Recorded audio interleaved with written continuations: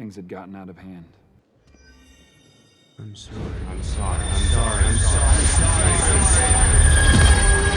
shall miss you, my friend.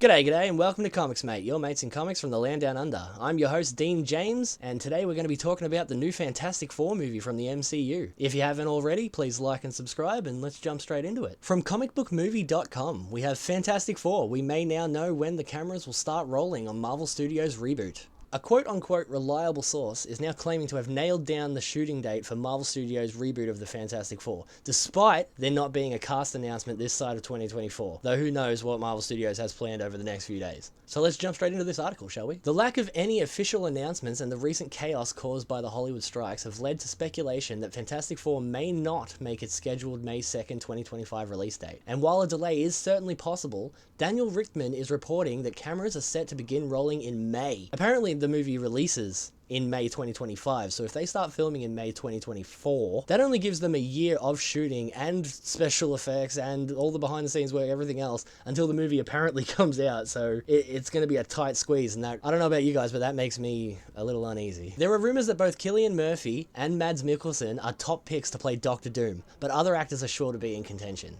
The team's most prolific foe is not expected to have a significant role in the reboot. In fact, he may only show up in a post-credits scene.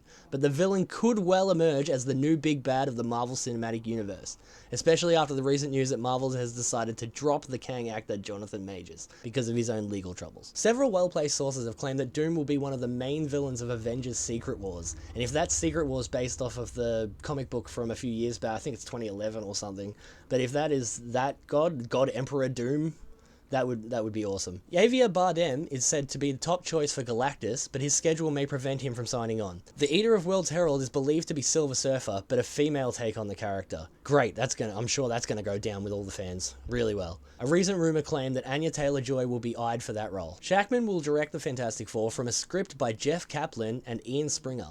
Plot details are still a mystery, but Kevin Feige has confirmed that this will not be another origin story for the superhero team. Well, I mean, that's probably a good thing because, like Spider-Man and Batman and Superman, people are familiar with the Fantastic Four because of those old Fantastic Four movies that, arguably aren't very good, but have always been one of my guilty pleasures.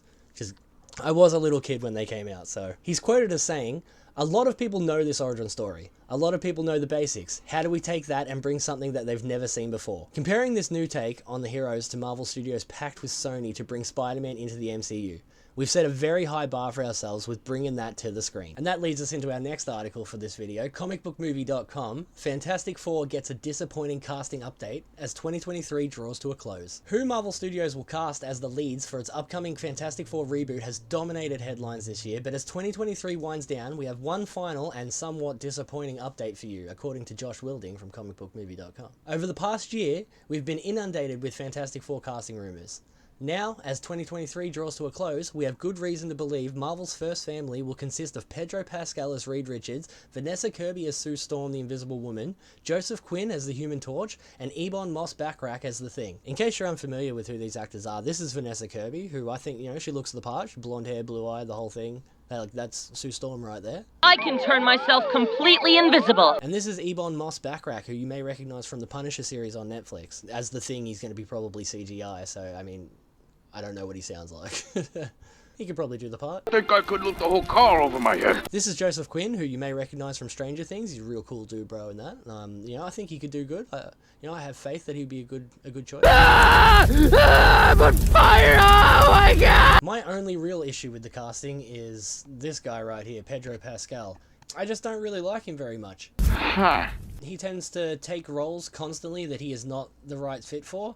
And this seems like the exact kind of thing that this narcissistic asshole would actually do for himself. If you've seen him on social media, you know what I'm talking about. Especially when we had the perfect casting of John Krasinski, Jim from The Office, as Mr. Fantastic in Doctor Strange Multiverse of Madness.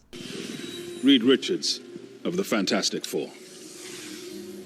Hello, Stephen. Some believed Marvel Studios might rush the news out before the holidays to distract from Jonathan Majors firing as Kang. With Christmas looming, actually just past, and the New Year's not far behind, there's no way news this big will be allowed to get lost in the shuffle at a time many people aren't online.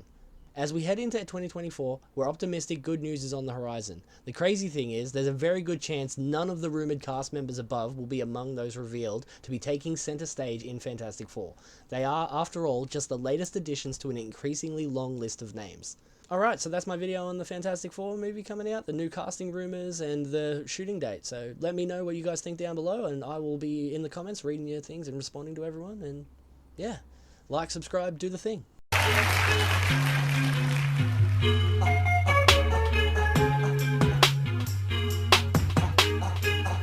This is for you, Melinda. I hope you like it. Yeah. They ought to teach this in school. It's not always cool to be cool. What? They try to play you for a fool. Like you see a girl who's unique. It's a treat, cause she's sweet. And she really seems to knock you off your feet. You wanna say hey, but you don't. You don't. Your mom says tell her how you feel, but you won't. Cause you're just too cool to tell her truly. Get your feelings all getting unruly. Don't try to school me. So she passes you by in the hallway. You're staring at the wall, trying to play while I say that you're cool. Really cool, slick, just like ice. But you didn't realize you never get this chance twice. So you're busy playing cool, now she's gone. She's gone. Gone on to another while I sing my funky song. I never pass up a chance. I know the story seems long, but when I know the time is right for me and you, I just flame on, flame on.